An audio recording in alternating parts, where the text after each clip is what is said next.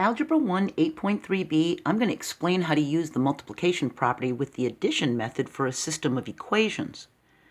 The multiplication property of equality says that we can multiply both sides of a true equation and it'll stay true.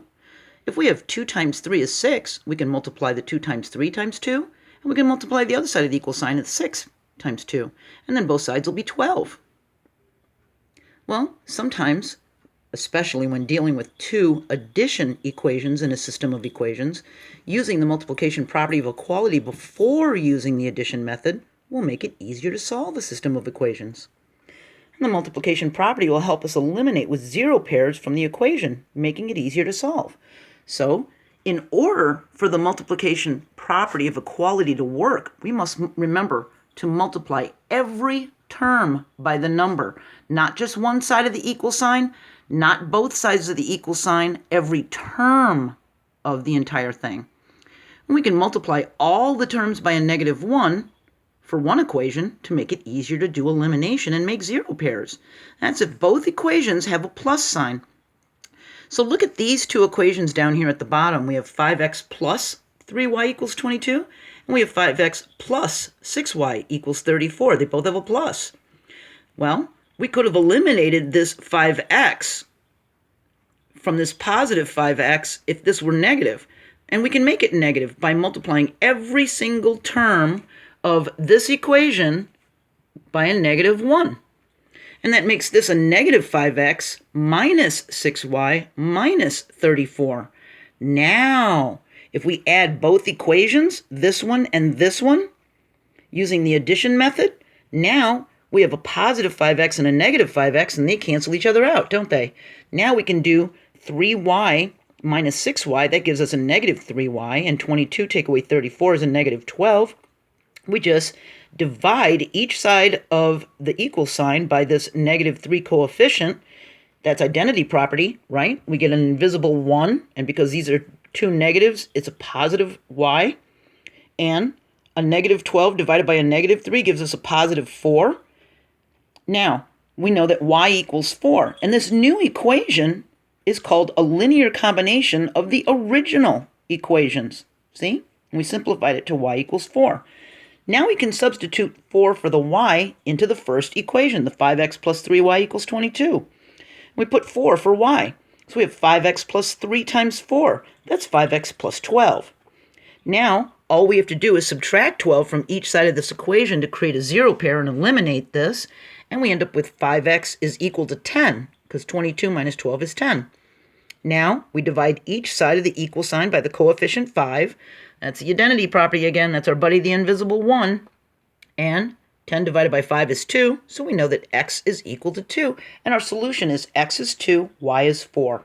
See? So by multiplying one of the equations by a -1, we were able to help ourselves to eliminate right here. See? And it didn't affect the equation. It still is true. Okay? All right. So sometimes it's best to multiply by a number larger than 1 or a -1. Now, remember, both of these are in standard form, and that's why we're using the addition method. All right? So we can eliminate this -2y as a zero pair if it were a 6. So we can multiply all the terms by 3. We multiply the 5x by a 3, the -2y by a 3, and the 14 by a 3. And it becomes 15x minus 6y equals 42. Now we had a plus and a minus, so we didn't have to multiply it by a negative number, just by a 3. So now we can use this addition method. So we've got 3x plus 6y equals -6, and we've got 15x minus 6y equals 42. Here's our zero pair right here that we can eliminate, and we end up with 3 and 15 is 18x, and 36, because -6 plus a 42 is positive 36. We divide each side of the equal sign by this 18 coefficient, identity property. There's our invisible 1, buddy. So we have 1x is equal to 2. 36 divided by 18 is 2. So all we do is think, what can we multiply all the terms of one equation by to make a zero pair with the other equation? We could have multiplied by a negative number for this one and a positive number for this one. See? I'm going to show you that in a second. So now that we know that x is equal to 2, we just use x as 2 in one of the equations. So 5 times 2 is 10, minus 2y is 14. We can subtract 10 from each side, can't we? That creates a zero pair, and we end up with negative 2y equals 4. We divide each side by the negative 2, and identity property again, it gives us a positive 1, so we have y equals negative 2. 4 divided by negative 2 is negative 2.